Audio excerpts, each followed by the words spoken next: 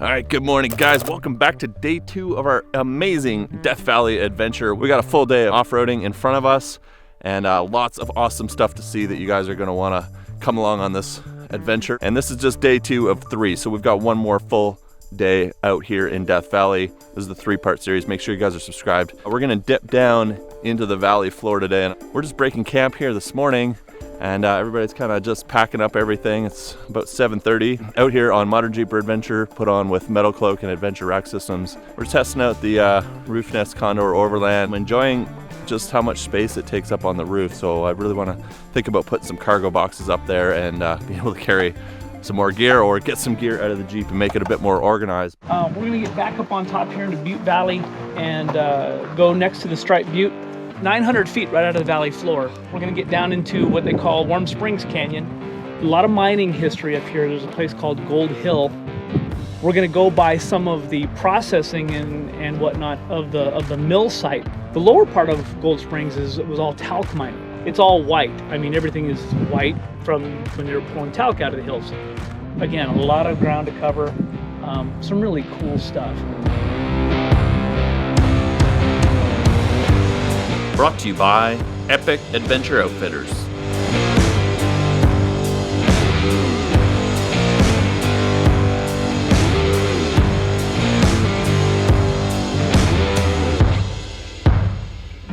Cool, and a house out here in the middle of nowhere. She had the nicest place in the valley, they said back in the day, and there's actually 2 more large buildings. The spring is in back of here. But she had irrigation, and her name was Louise Grantham. This is Warm Springs Camp. Yep, and actually there's a little info board down here in the front. It's now, you know, it's just kind of it was actually admitted into the historical monuments. Yeah, the talc mines are very extensive. We're gonna get down past there. Yep, we'll go down. You can see it, guys, in the edge of the hill. It's all white. That's talc coming out of the mountain. There's actually a car frame. You can see it up on the rails. They use that as a winching point up on the tracks there. So we're just reading this little info card about Grantham, who is the lady who leased this land. Originally made one payment on a 5-year lease and then basically just squatted. They couldn't get rid of her and ended up assuming ownership after a while and lived out here for 40 years until she passed away. Crazy bit of history. They were mining the talc up behind us in the hills, and this was one of the best set up mines out here with these buildings and rec room, washrooms, even a pool. How awesome. Out here we're not even in the middle yet, but we're deep into Death Valley. I can't believe how big Death Valley is, but we were kind of comparing it on the map, and top to bottom Death Valley is like going from Los Angeles to the Mexico border. So that's how just long this place is, but you're off-roading the whole time. Going for a swim, Del?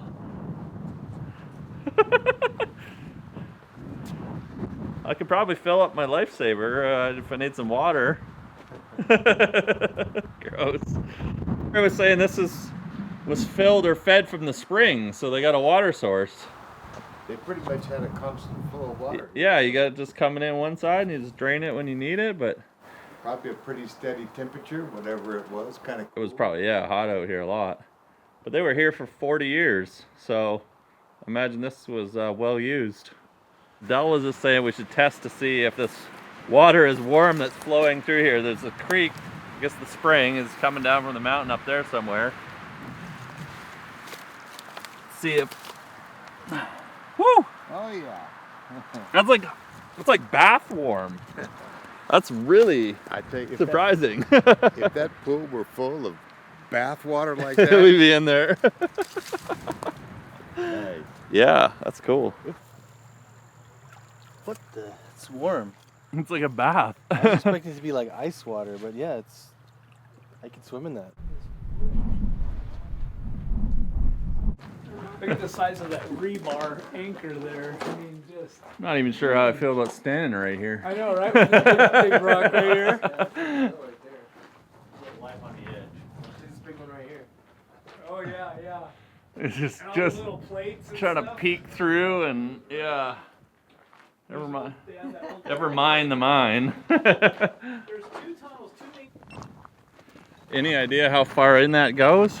2 tunnels. From what I've read and what they've researched, is one was about 800 feet long and the other was about 600 feet. So I'm not sure if there's other points that came into this one.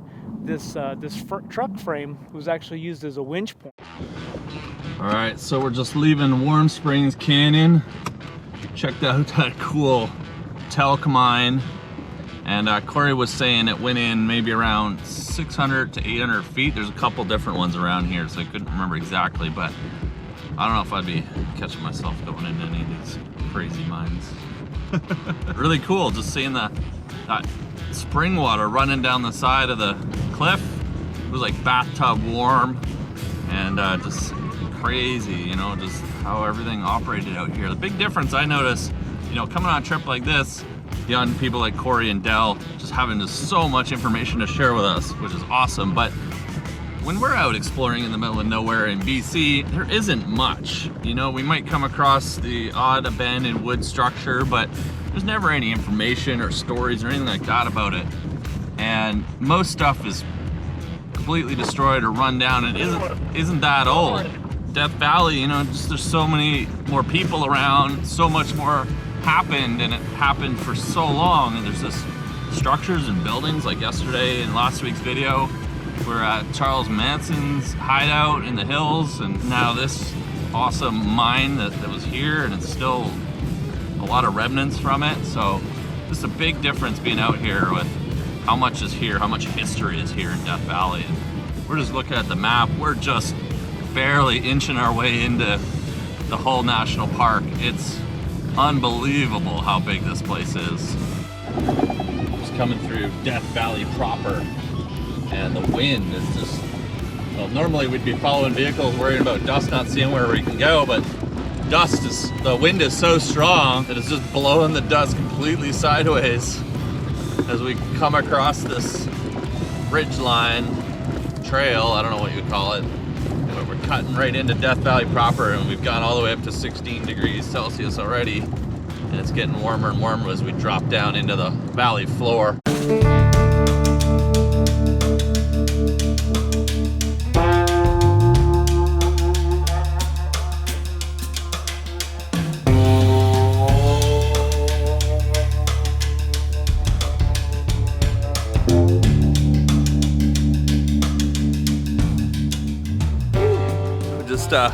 Pulled over for lunch here on the side of the, I don't know, whatever this gravelly road thing is. We're heading north through the low part of the valley. We're about 100 meters below sea level right now. And yeah, we're just making some wraps. We got some beef barbecue sauce, and we got some chicken, spicy mayo, and really liking the new Back Adventures Trailgater table. This thing is coming in handy on this trip for sure, and glad I got it set up and installed before we departed. But we're just bombing through the desert basically at this point. It's awesome out here, like mountains all around us, and even though we're below sea level, it's about 20 degrees out or so. We've got snow up on the peaks way up there. Bit of a temperature change from this morning, but I'm not complaining. I gotta get the hoodie off, I'm really hot. So for today we gotta get a fuel stop still, and then we're gonna continue on the adventure and see where we get to for camp tonight. Dell, talk a little bit about Shorty and his relationship to Death Valley. Shorty was famous for, he would get us prospect going, get rich, get a bunch of money, a bunch of gold. Then he'd go into the nearest town, buy drinks for the house, and pretty much spend his money. Well, even he got smart, figured out that all he needed was a pretty good gold nugget.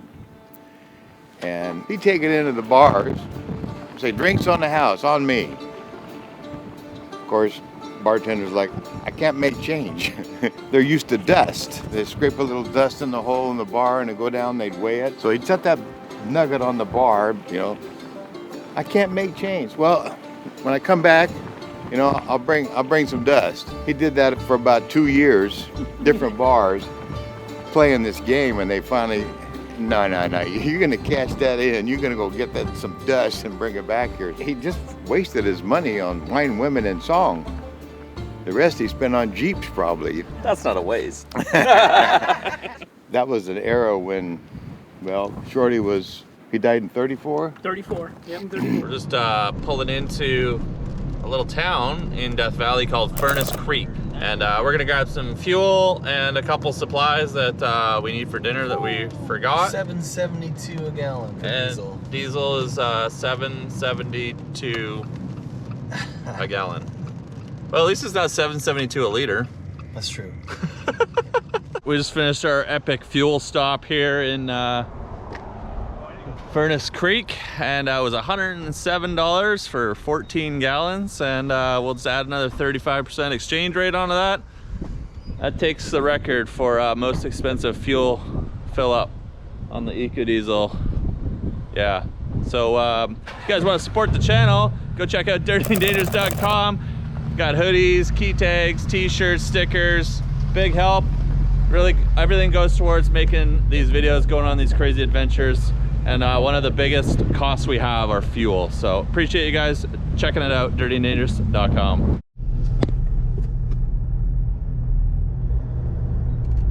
All right, we're just pulling out of Radiator Springs. Lightning McQueen. But we're heading to Echo Canyon is our next stop.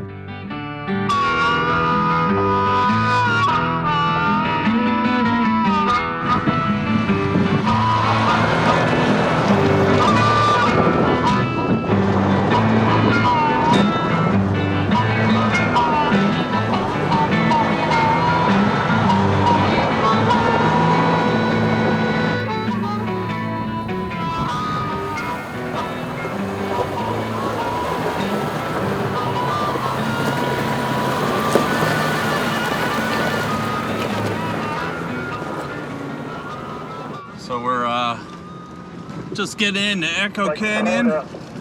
With rock. And I can see why this is called Echo Canyon. Probably everything just ricochets off through here for sound. Wow, look at this. Okay, now you guys get back there. We're rolling. Huge walls up each side. Look at this behind us.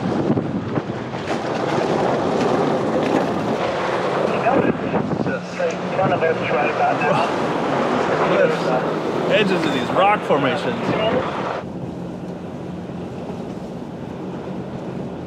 Holy smokes. So that right there is called Eye of the Needle.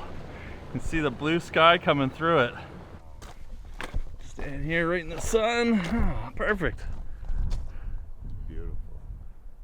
There we go. Look at that. Eye of the Needle. That's awesome. Pretty cool. How that forms, eh? That's all just natural erosion too.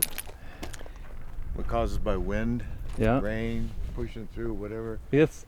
Once it punches a little hole, and then it it starts just to erode. starts just opening with the up. Force of nature. Yeah. Nature's cool. Yeah, I agree. It sure is. It's a good hair light.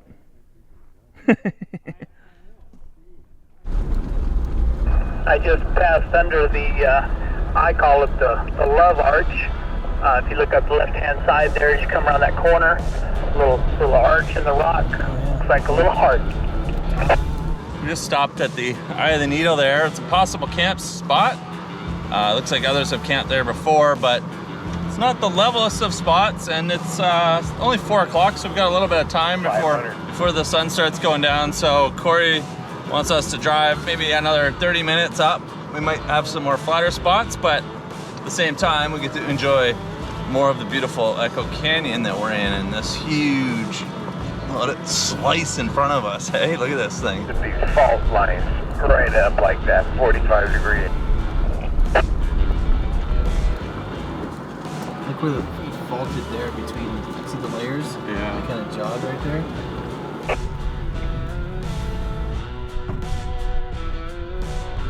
As we made our way up Echo Canyon, we made a stop at Inyo Mine, which, of course, is when my mic decided to stop working. When we first arrived there, we saw this huge pile of old cans right at the edge of the mine. The mine operated back in the very early 1900s. There's a mill, a mess hall, and a little cabin, and several mines that go hundreds of feet down into the mountain where they were mining gold.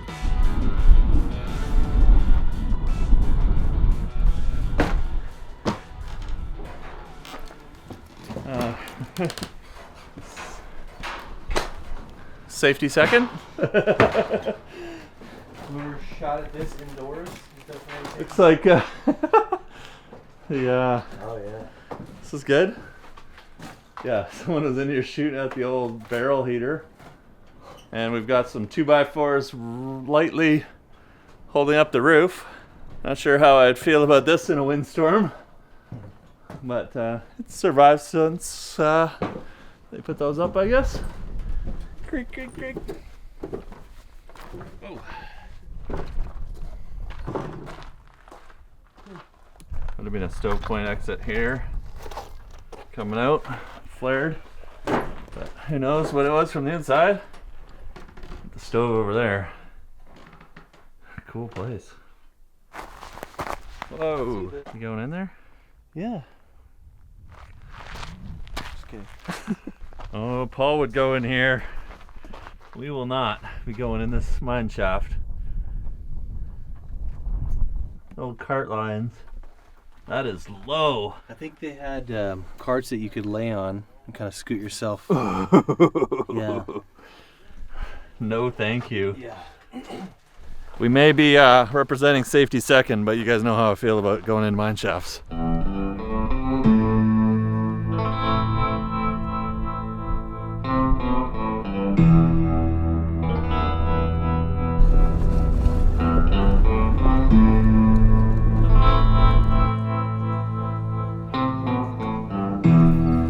All right, we've established base camp here for night 2 in Echo Canyon, right at the very top. We can't go any further than this. And sun is just about to set, so we're gonna get some dinner going, but we've got the Baja Design scene lights, which are gonna keep us well lit through dinner time and cooking. But what do you think, Jeff, for dinner? Burgers or fajitas? Burgers. Burgers? Burger night? Too much Mexican food. If there is such a thing. Looks like it's gonna be smash burgers for tonight, so we're gonna fire up the stove, get the pans out, get some ground beef, some burgers, buns, whatever, and whip up some smashed cheeseburgers, which I think will be great after a nice long day of off-roading. And we'll be continuing the adventure tomorrow. This is day 2 of day 3 of our Death Valley experience. Make sure you join us if you want to see some more of the awesome sites that we're checking out here in Death Valley, California. It's just been absolutely amazing. Corey and Dell done an amazing job guiding us and leading us all day. So go check out Modern Jeeper Adventures and as well Metal Cloak and Adventure Rack Systems.